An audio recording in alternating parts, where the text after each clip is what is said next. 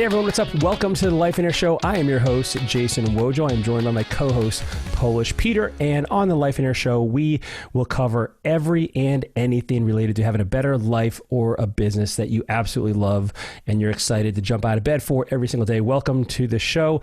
Peter, thank you for joining me. Well, thank you for having me, and I'm really excited about this particular episode. Now, as we're getting ready for this episode, I'd like you to look deep into my eyes, Peter. You are getting... No, it's funny because I was just thinking the same exact thing. And I was saying that what's going to happen on this particular episode is every single time I open my mouth, you are going to say, Peter, you are the greatest. You are the greatest. I am so grateful that I get to be your friend. So Peter's trying to hypnotize me, which is actually what we're going to kind of talk about a little bit here. Dude, I got to tell you about, and if you're watching a video right now, dude, we're on YouTube, put your face close to the camera right now. You kind of actually have like those kind of weird, not weird. They're like hypnotist eyes almost. Like That's they're right. very, you really do, man. It's and correct. like, and I you know, yeah, you got these ice blue eyes that people. I mean, it's just it's a cool thing, man. But listen, That's so the on secret today's, right there. that is the secret. Like it's between the eyes and the accent, like you just mess people up. Yes. Mess people up. I don't know. Yeah. So what we're going to discuss on today's call was really cool. I got a good friend. His name's Doug Ottersberg. He is a certified hypnotherapist. Now, Doug's a really, really cool individual because he's very varied in his background. He does a lot of business. He does a lot of real estate and a lot of other things. But in this particular episode, we talk about the power of the mind and how hypnosis and even self-hypnosis more specifically is something that we can all gain and you can all benefit by gaining an awareness of. And, you know, Doug talks about, I don't want to give it away, but he talks about how we're all basically, you know, being hypnotized constantly by our surroundings or by what we tell ourselves or by what others say about us. And so I'm really excited for this interview, man. By ourselves, even. We hypnotize ourselves throughout the day, and we're going to mention about that. So here's what I want you, the listener. I want you to consider for a minute during this episode, if you have any kind of misconceptions about hypnosis, what it means and all that kind of stuff, because there is maybe somebody said something to you, set it aside, just set it aside for this episode. Just listen from a different perspective and consider that, could this help me? And because I think Doug has helped so many people have such a better life for himself even, and all those kinds of things. And this stuff really helps tremendously. So absolutely, I'm excited for you guys to listen to it. We have a lot of fun on this episode too. Yeah, let's jump on in. Doug Ottersberg right now. Hey, Doug, welcome to the Life and Air Show. Thanks for joining us. Thanks, Jason. Thanks, Peter. Glad to be here. So for everybody listening, I got to tell you right now, this is going to be the most impactful podcast episode you have ever heard in your life because of the tremendous amount of technical difficulties that we have experienced. There's no other way than somebody or something is trying to stop this. And so it has to be important. That's my theory on this.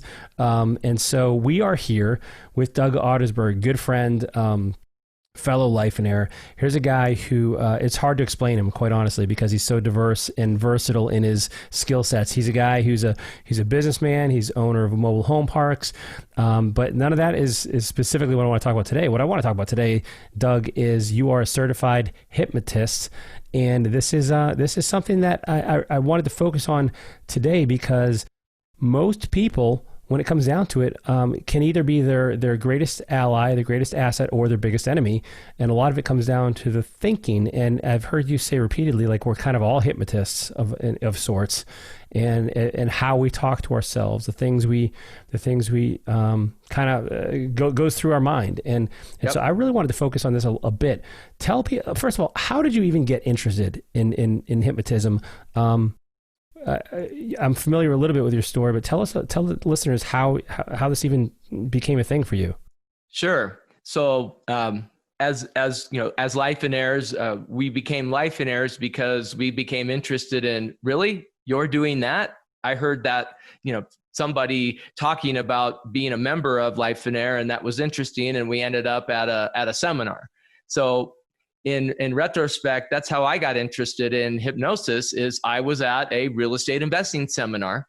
And before I go to these seminars, I typically will say something like, hey, God, I'm going to this event. There's people you need me to meet, make that clear. And And if there's people you need me to stay away from or doors that are shut, make that completely obvious, please. Mm-hmm. And I was at an event. I was, resting. I was in the back of the room leaning up against the wall. And have you ever had an experience where like one moment there's no one next to you, and then the next moment there is, and you didn't even notice that person like stepped up there? Yeah. Well, that's what happened to me. And when I noticed this person, he was standing to my right, and he had his head bowed and his arms up, upright at like a 45-degree angle. And I'm sitting there thinking, that could be a sign. And he gets done and he smiles at me and I smile at him and just kind of like head nod and like, hey, how's it going? Oh, you're like, how you doing? Going pretty good. And then like right then on over the PA, I hear this, like Joe announcer play, ladies and gentlemen, please welcome to the stage, hypnotist Marshall Silver. And I'm like, okay. And the guy next to me takes off and runs up and goes up on the stage and does something I had never seen in my life before, which was called a comedy hypnosis show. And I didn't know what to think. All I could think was at the time is like, what in the world is going on? And I specifically remember this, guys. There was one of the people, if you've never seen a hypnosis show, the hypnotist comes out, he does a little presentation, and then he invites audience members to come up on the stage. And then once they're there, he introduces each of them, asks a question, and assists them to relax, close their eyes and relax. And to the audience, it looks like the hypnotist is, quote, putting them to sleep. Mm-hmm. And then he gives each of them a suggestion. And then upon awakening, after giving them a certain sign, that they will then fulfill the suggestion. And the one that is vivid in my mind to this day is he told this one guy, he's like, all right, upon awakening, whenever you hear me say the words, ladies and gentlemen, you will stand up. First of all, upon awakening, you'll stand up and you'll go back to your chair in the audience. And when I ask you what's going on, you'll just laugh and say, this hypnosis is a crock. It's a bunch of hooey. It doesn't work. Blah, whatever. And from then on, whenever you hear me say the words, ladies and gentlemen, you're going to stand up and you're going to yell as loud as you can, shut up, stupid. And the more you hear me say, ladies and gentlemen, the angrier you get until you're going to have to come up here on stage and shut me up. And so, of course, he played it up like a really good, showman. He would tease and he'd almost say it, ladies, folks, and, and the guy would be like a dog, like chomping at the bit, trying to get, and then he would say, ladies and gentlemen, and the guy would stand up and yell, shut up, stupid.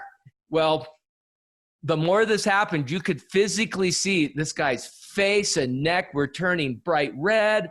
It was amazing. And finally, after like the third or fourth time, the guy ran up on stage, and then the hypnotist tapped him on the forehead and he collapsed in a heap on the floor.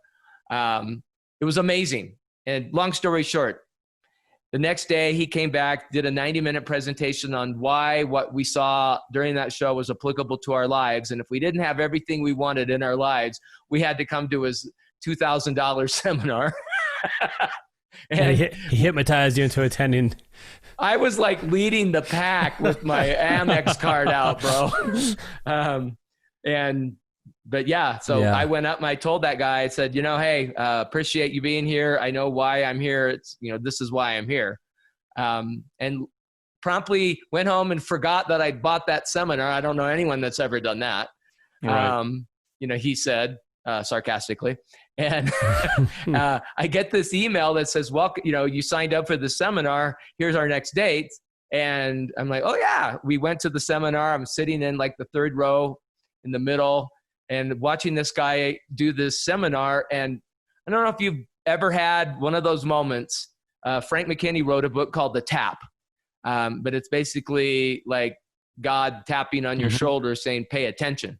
And I was sitting there and I got one of these tap moments and I just leaned over to my wife and I'm like, I'm going to do that. And within a year, I was actually going around the country in United States and Canada teaching that 2-day seminar for that same guy. Man, that is wild.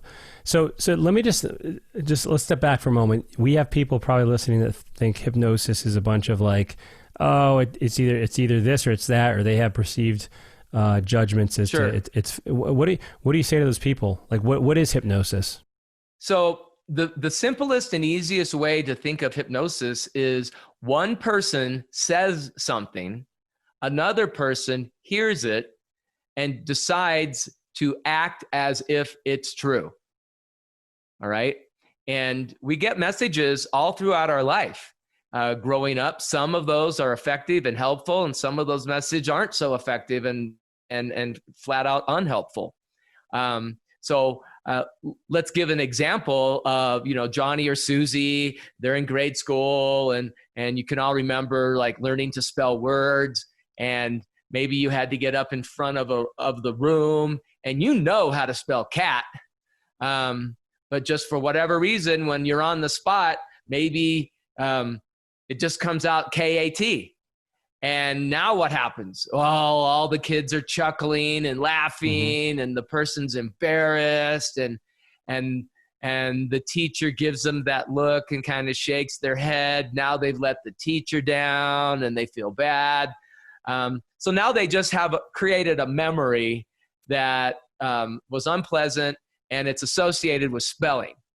Well, maybe then they go home and they tell their mom or dad about it, and they say, oh, well, you know what? No one in our clan is a good speller either.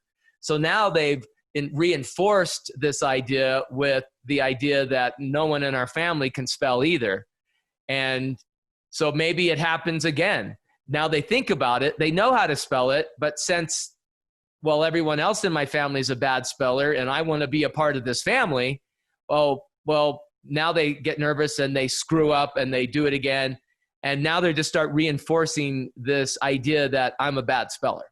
So does that make sense? Yeah. Totally. So how does somebody else said something and they chose to believe and act as if it's true.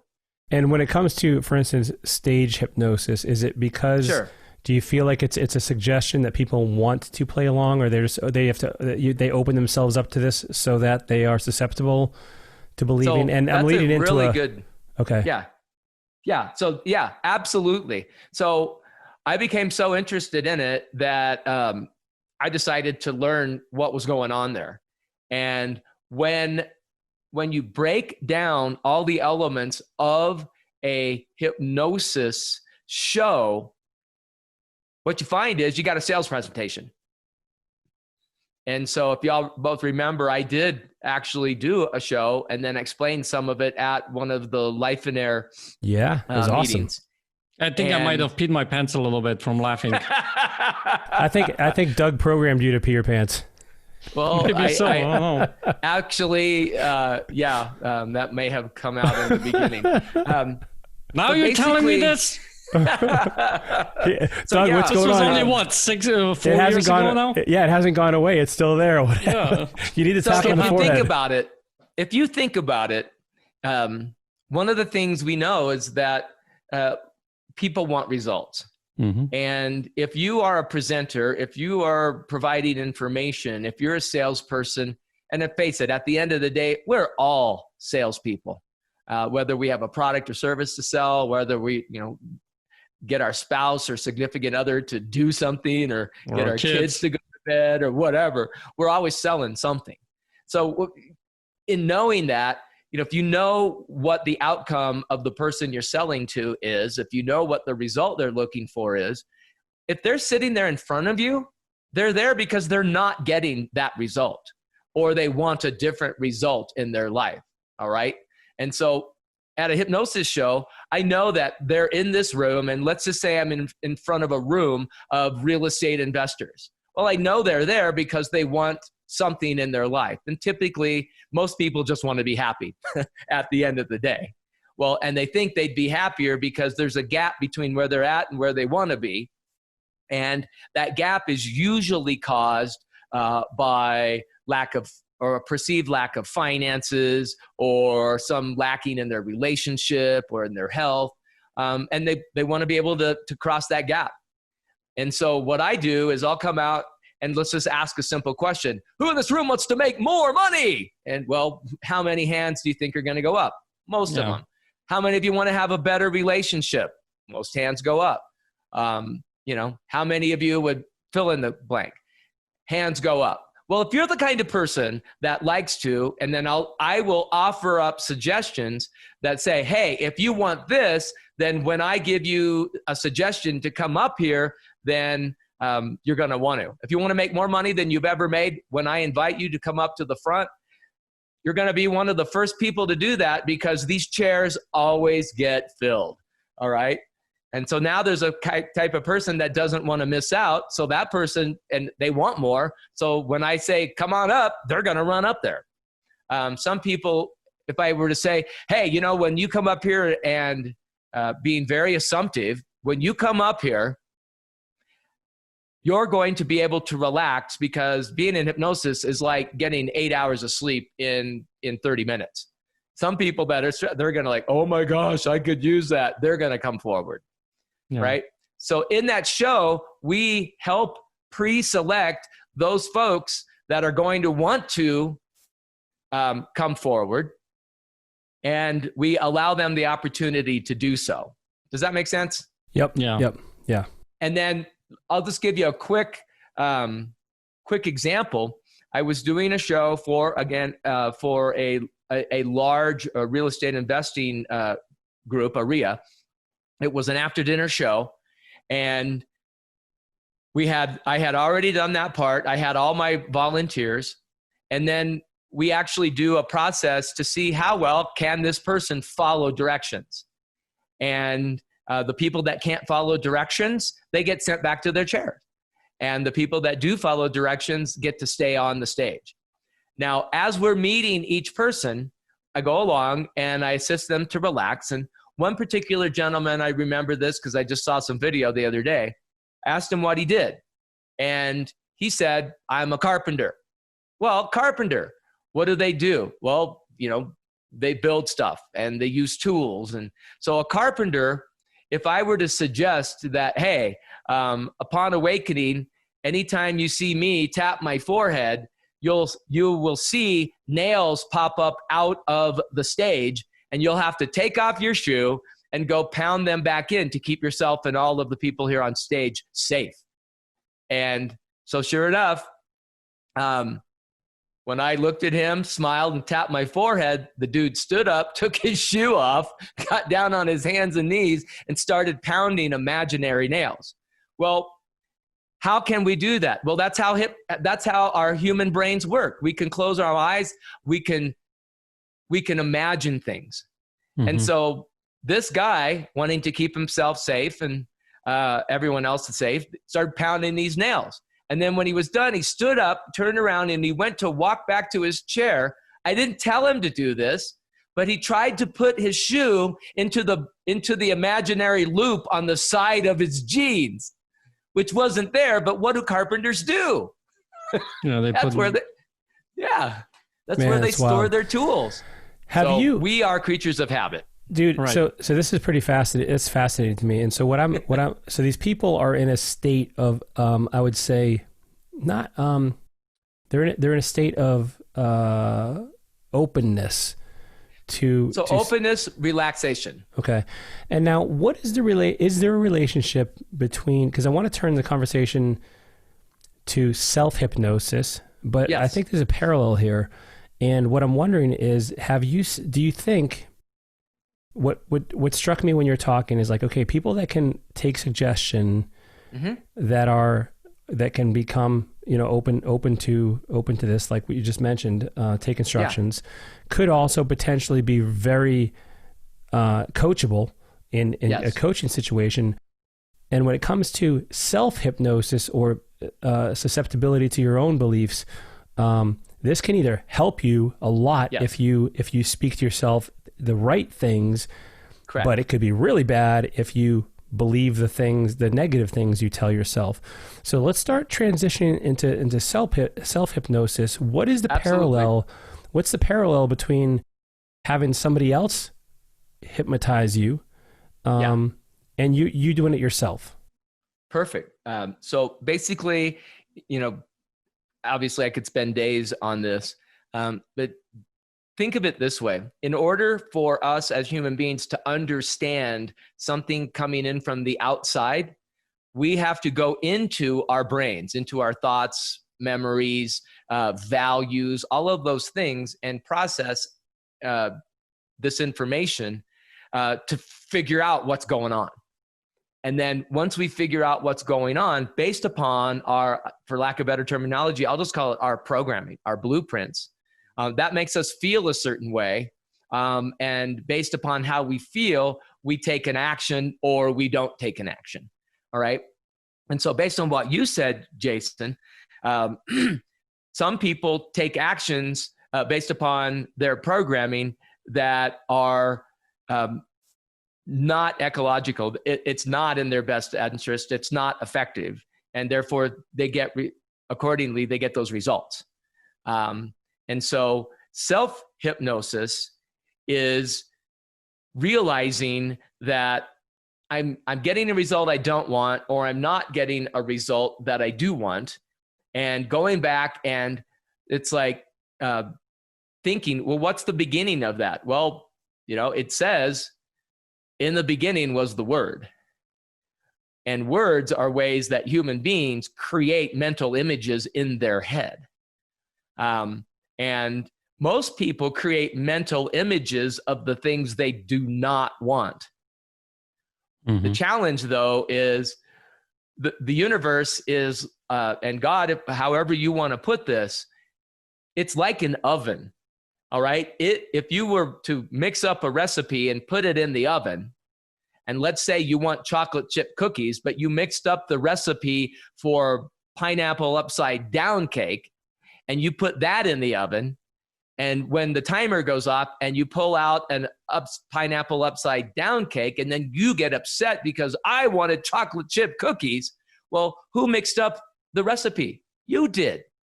All right. The universe will give you what you ask for. All right. And so it's up to you to create the positive mental image of what it is that you want, not what you don't want. So as coaches, it's very important that when we hear somebody, talking, and we hear them say, well, I don't want that. Well, great. What is it that you do want?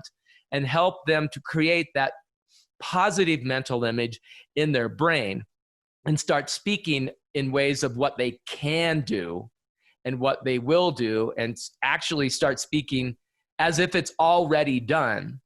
Because one of the secrets, or one of the things most people don't know, is their subconscious mind.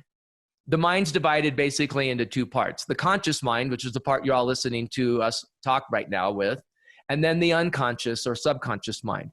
It's the part of your mind where all your thoughts, beliefs, memories, values are. And it's the part of your mind that's keeping your heart beating, and your stomach digesting, and your spleening. And you don't even need to think about it. It just does it. Yeah.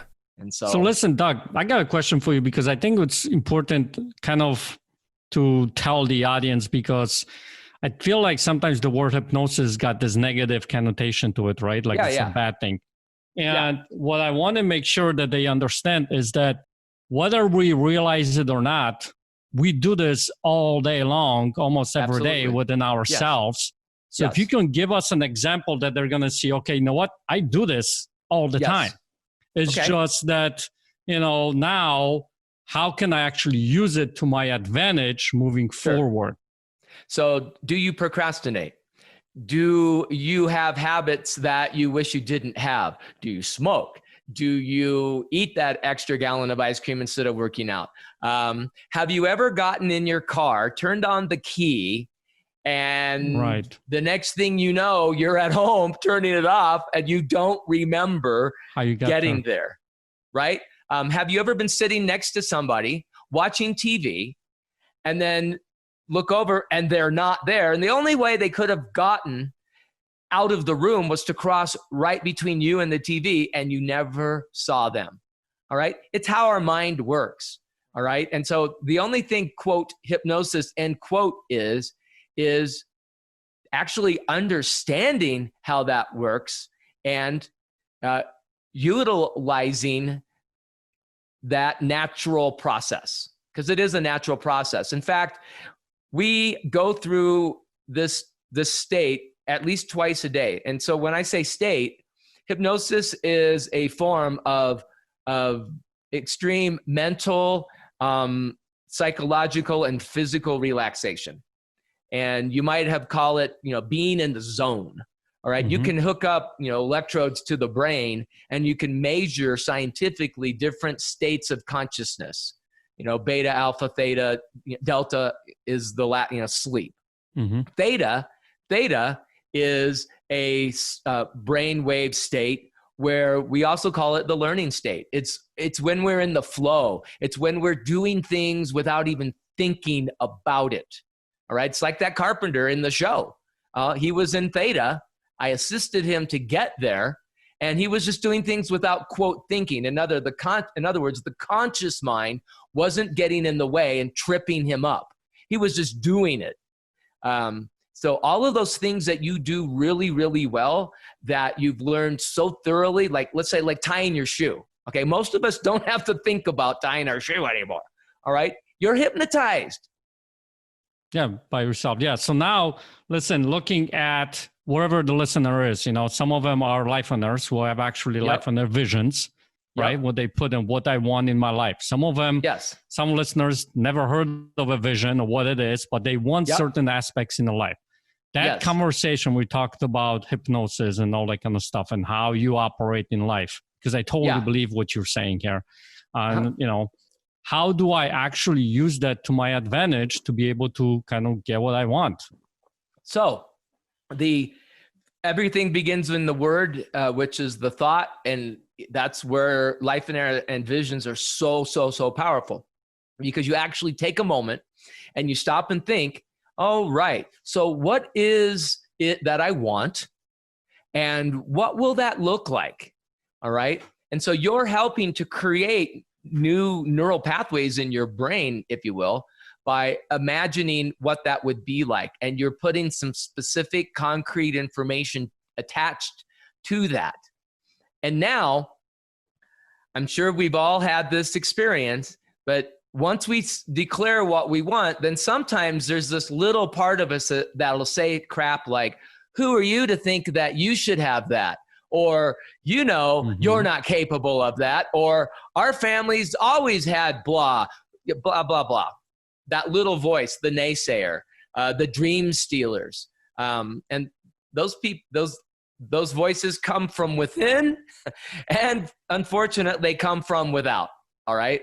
And so we just have to mentally say, I am now no longer tuned into that radio station. I am changing, and I'm putting in a new radio station. And whatever the opposite is of that little voice telling me I can't do this, the new song playing, the new program playing is, this is already done. This is done. So Doug, let me stop you right there for a second. There's something there I want to clarify. Yeah. So we have you mentioned one thing which I want to make sure I understood correctly. One part of taking advantage of self-hypnosis, what I heard was the imagination of a future result that you are after, and making it as concrete as possible, really trying to see it, feel it, touch it, use all your senses. All your senses, yes. And so that's one side of it. That's kind of the positive intent side of it. Yes. The other part that I heard is kind of squelching or getting rid of any kind of negative self-talk or ignoring external self-talk. Yes. How does somebody really do that though? And the reason I ask is because, I've had people come up to me and share some incredible stories of tragedy and things like that. And they've had some terrible things happen in their life. How does somebody really what is it? Is it a process of letting go? Is it a process of of finding more positive influences? What's your advice for somebody that has that negativity in their mind, internally or externally? So the first thing I want to share is, and I know that you've both seen this, being coaches and having had so many people come through, with each one that has a different story. That person can't change until they're ready to. And they have to literally hit rock bottom. And sometimes as a coach, the kindest thing we can do is accelerate that process. Now, to an outsider looking in, that might be cruel. That might, oh my gosh, you made that person cry or whatever. It's like, well, we're coming from a good part. And for those of you listening, I'm touching my heart right now. All right. We're coming from a good place because we know what's on the other side. And once they have gotten to that point of readiness for change, then and only then will they be in a position to hear what you're saying. And at that point, that's what's great about Life in Air, is they can show them a different way. And a key is, you've heard the saying, birds of a feather flock together. And misery loves company. So if they're still stuck in that old story, they're going to surround themselves with people that will support that. Okay. And once they've decided that that's no longer me, that's no longer who I am, it's time to actually change my identity. Now they want to and need to surround themselves with people who will support that new identity and reinforce that. And repetition is one of the keys here. For example, when I first started going through this process, you've probably heard there are things such as like self-hypnosis audios that, and basically you are reprogramming yourself. So I would get up every single morning. I would lay down on the floor of my den and put on my headphones and listen to these recordings that would help me relax, get into that mental state of theta, brainwave states, and then it would just repeat suggestions to me. You know, you are a people and money magnet. You are, because when we hear people talk to us, we hear those words, you are this, you are that. And then we think, I am this, I am that.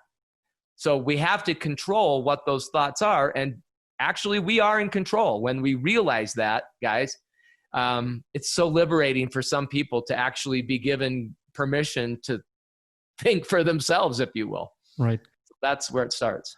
Listen, I just want to, this is a really good point, and I want to emphasize something that I think listener needs to hear, is that, because I think a lot of times when even my students come in, they have this story, right? And one thing that I want to emphasize is that we as human beings, and I want you to touch on that we have a lot more power than we think we do.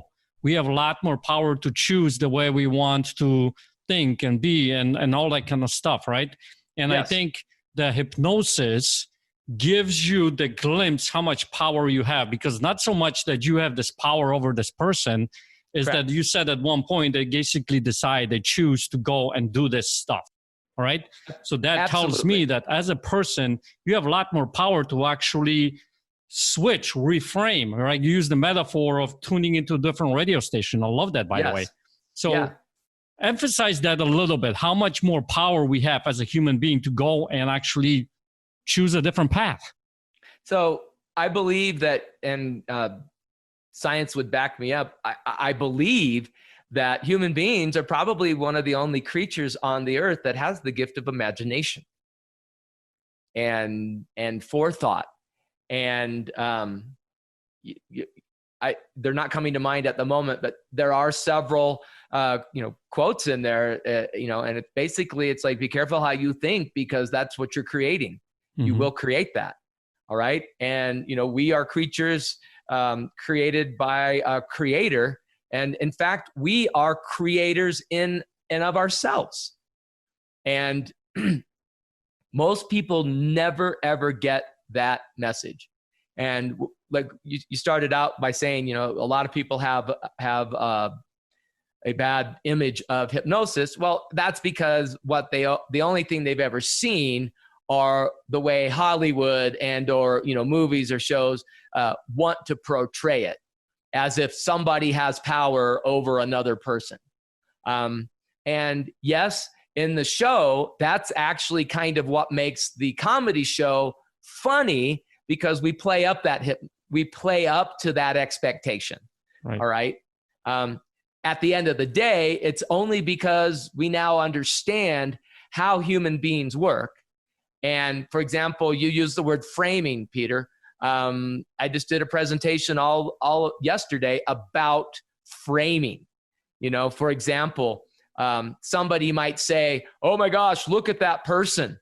That person's driving like a maniac, like they own the road, they're speeding. Well, that behavior in another context would be totally acceptable. And, I might say something to them like, yeah, that's just the person you want behind the wheel of the ambulance when you're in the back, right? And now all of a sudden, oh my gosh, well, did I hypnotize them? No, I just helped them create a new meaning to that vision they already have in their head. And so that's what we do as coaches, right? Right. When they say, well, I want this. Well, why? What's your why? Why do you want that? Why is that important to you? Yep. That's helping them create the meaning. Right now, they've got a different meaning attached to that result that they're looking for. Right. And that's what we're doing, is helping them create new meanings. Well, Doug, you have an acronym that you have shared with me earlier that I see how this will unpack kind of the sequence of how meanings are determined, right? Because absolutely. So people, like I said earlier, people want results. They want results in their health, wealth, happiness, all areas of their life. In fact, that's one of the things that Life in Air does so well is when we break down the vision, it's in all the different areas of life. And we give ourselves some feedback.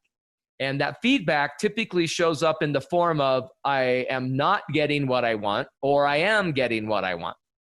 All right. And so as a coach, I typically will sit there and say, okay, so this is what's showing up in your life right now. This is the result. Now let's work backwards. Let's go back and let's figure out how you got here. And so how did you get here? Well, the only way to get anywhere is you have to take an action. And so as I'm going through this, I'll tell my clients the same thing that I told you earlier is beards lead to happiness. And they're like, what? I'm like, yeah, at the end of the day, when you get what you want, how do you feel? Well, I'm usually happy. Exactly. And would you agree most people want to be happy at the end of the day? Yeah. All right. Well, beards lead to happiness. And they're, what you talking about, Ottersberg? I'm like, well, if you were to write the word beard out, B-E-A-R-D, all right, well, we're starting on the R, and we're going to work backwards. And the R stands for the results. So you're either getting a result you want or one you don't. But at every point in your life, you're getting a result. Now, how did you get there? Well, the step before that, action. You've got to take action to get what you want. And by, inference, can not taking an action get a result as well? Absolutely. Yeah, sure. It's like, where did this extra 10 pounds show up around my waist? Well, it's a result of the actions and the inactions, man. And I can't, say any more about that, but it's just so true. And so, all right. So why do human beings take an action or not take an action? Well, if you've ever asked a kid, why did you do that? Or even a grown-up kid, why did you do that? Sometimes you'll get answers like the shoulder shrug, I don't know, I just did it. Felt like it. Felt like it. Absolutely. Felt like it. Feelings. Feelings are emotions. So there's the E. So emotions drive our ability to act or not. You either feel like doing it or you don't feel like doing it. Well, what creates our emotions? Well, the beginning, B, is our beliefs. All of our beliefs. The beard. Oh, man. Yeah, we're getting there. We're getting there. So beliefs, our values, our thoughts and ideas, all right? And where did that come from? Well, Our first hypnotists in life were who? Who do you think? Parents, caregivers, right? Our teachers, our friends, the area where we grew up, right? The customs, the norms, the values, our pastors, our religious leaders. All of those people said something, and at some point we choose to believe and act as if it were true. right? Right? And Full that's circle. that's a key thing there. We act as if it's true.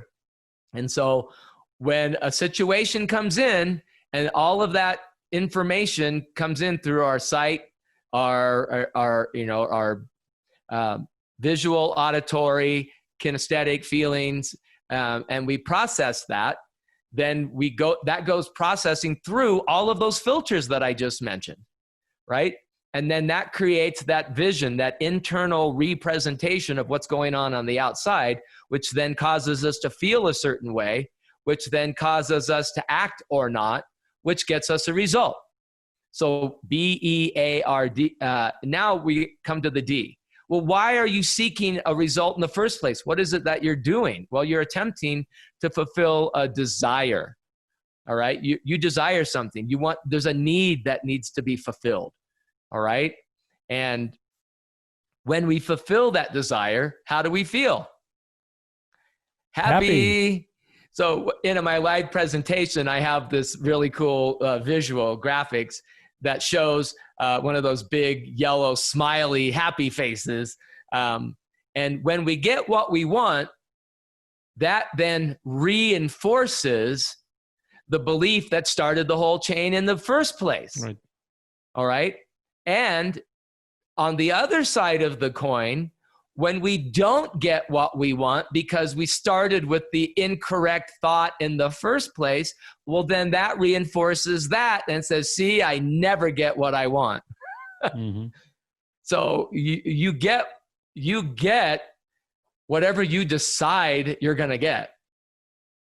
And so it's that decision. Do you feel like most people so it's a self-fulfilling cycle either way, right? You either get what you Absolutely.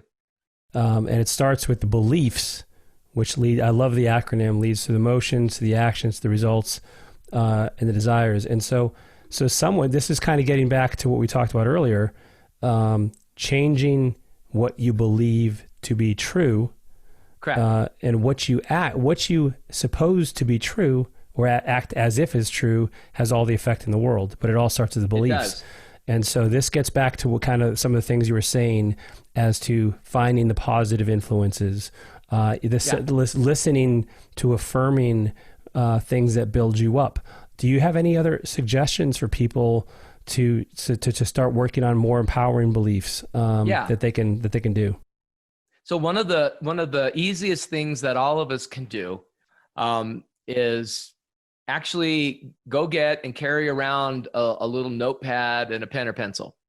And anytime something happens where you feel yourself getting off balance or getting frustrated or angry along those lines. Sad. Yep. All right. Stop and think just for a moment. Okay, time out. What just happened? And act, just be as much of a disconnected observer as you can. What just happened? Actually write it down. And what am I saying to myself? All right. And write that down and just start doing that. What happened? What am I saying to myself? What happened? What am I saying to myself? And then you'll start to notice some patterns. Okay.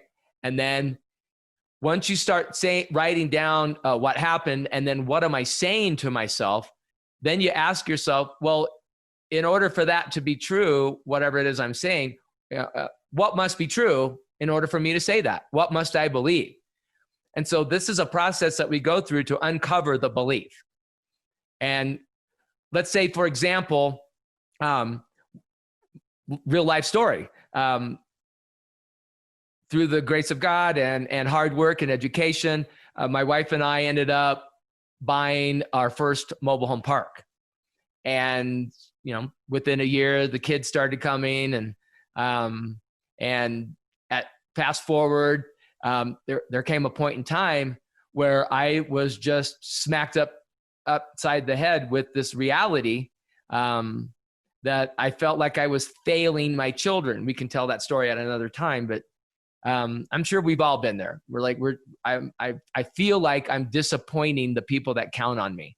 And it had to do with because we own the mobile home park. We're living in a mobile home in the park. Nothing wrong with that. And my kids were sleeping on the floor in sleeping bags and blankets, didn't even have their own room. And yet we own this community and we had more than enough cash flow to provide a better housing for them. And literally the words out of my mouth were like, what's wrong with me? I may have had a few enhancers in there. Colorful words.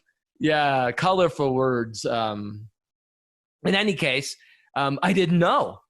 And that's literally like when we come to those situations where many of us will start to go look for answers. And that's why we end up in different seminars and at different groups and asking questions.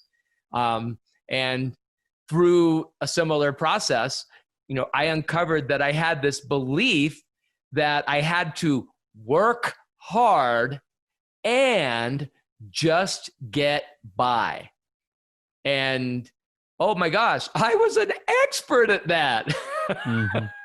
And then marrying into a wife, with a wife who comes from a family with where there are 9 siblings, coming from Mexico. I mean, gosh, when they got a popsicle, they would fight to see who got to lick the stick. So,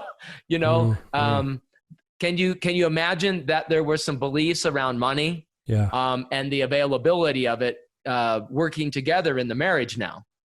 And so in order to, all right, so I have this vision, I want to be financially free. Well, can you imagine if you've got some beliefs in there? Yeah, but rich people are jerks, or, money's the root of all evil, or, you've got these beliefs running around. Now, all of a sudden, you say you want this, but your beliefs, they keep you from getting it because they're not in line. They're not congruent with what you say you want. So the first step is really identifying those beliefs, though, because it sounds like most people don't even have an understanding or acknowledgement of what's driving that emotion. So that's really the first step. They're unconscious. We don't. Okay. Got it, man. And I know we're running out of time here, but I think more so a second interview would be great to expand upon the belief busting side of this, because it seems like that's where it comes from. But this was an incredible foundation, man. And I would encourage all of our listeners and viewers to do that journaling that you mentioned, because that's going to be really powerful in helping them identify those limiting beliefs. And then maybe at that point where they capture that and they can backtrack as to what that belief is, maybe even seeing that, being confronted with that on paper, they might even recognize in a moment, like, this is ridiculous. I can't believe I'm acting as if this were true. And maybe that is enough to change that. Doug, thank you so much for being on the show, man. Can't wait to have you on again next time. Hey, I appreciate it. And just one last quick tip. While you're doing that, also pay attention to the words you use and the words others use. And you'll probably pick up the language others use. But notice, most people talk in terms of what they don't want. For example, hey, they'll say, don't forget to tune into our next show, right? Well, what is it that you really want? Well, you want them to remember, tune into our next show. So, okay. And I'm not saying you did that. That's just a tip. And he's thinking about it right now, whether or not he said it. By the way, remember to tune into the Life Inner Show next week as well. Doug Ottersberg, thank you very much. See you, buddy. Take care. Dude, that was awesome, man. And by the way, I got to tell everybody, if you're watching the video of this, dude, Doug does not have a bob haircut. It was his headphones, but I kept looking at it, and it looked like he has a bob because he was using a green screen. The male version of Princess Leia. He did look like Princess Leia. But it was his headphones. And so, listen, that was really cool. And so how powerful, right, man? Like the beard. I love that. I love that beard acronym. Yeah. And so that's super powerful. And also, like, the fact that so many of us I love that he said, you're being hypnotized all the time, whether it's what you tell to yourself, what you hear from other people, what you see other people do. And so we got to be super aware of that stuff. Like most people, it's totally subconscious, like he said, and we totally lose out on the ability to influence this stuff. Right. And you know what? Not only be aware of it, that, somebody might actually do something or whatever, but taking and using that to your advantage. Because think about it. If you're driving from here to there, by the way, if you're going from, let's say, your home to work and you don't know how you got there, you know that you are able to, you're capable of doing that, right?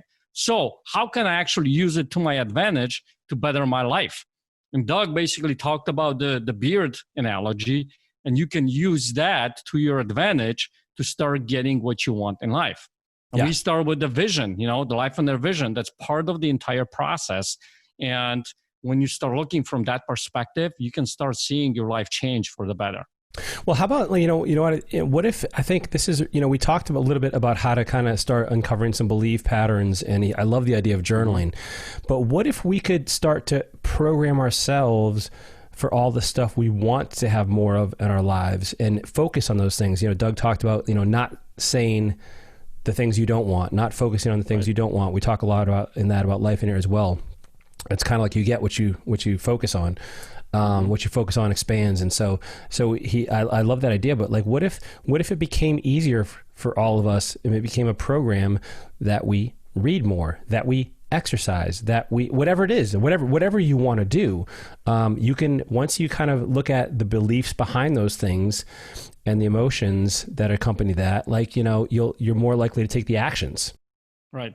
And that's one of those conversations I have a lot with my students, is that a lot of times we believe that changing that belief or reframing that belief, it has to be some kind of a big thing. It's got to take a long time, or it's really hard to do. You know what I mean?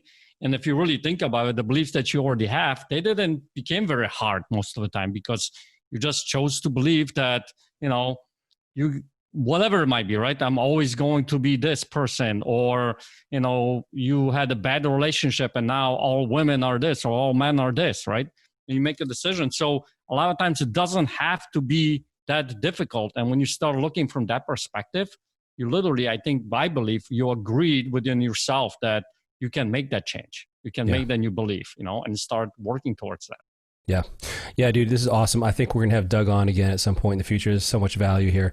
I hope you all enjoyed this episode as well. And as you listen to the tone of my voice, you will go and leave the Life Inner Show a review that will be favorable, and you will say it is the best podcast you have ever listened to. Peter, I just hypnotized our audience, by the way. That's what happened right there. Right. Yeah, I'm sure you have. Yeah. Right. So we'll see. We're gonna see if this works. Make him feel better and leave a review, at least one up there, right. and he'll feel better that he actually succeeded at something. But I'm gonna work on. I'm gonna figure out what I want to hypnotize you on, but I haven't figured that out yet. Good luck with that.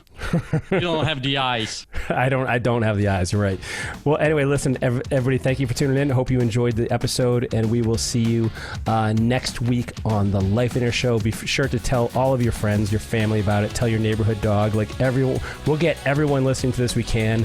Thank you for tuning in, and we will see you next time.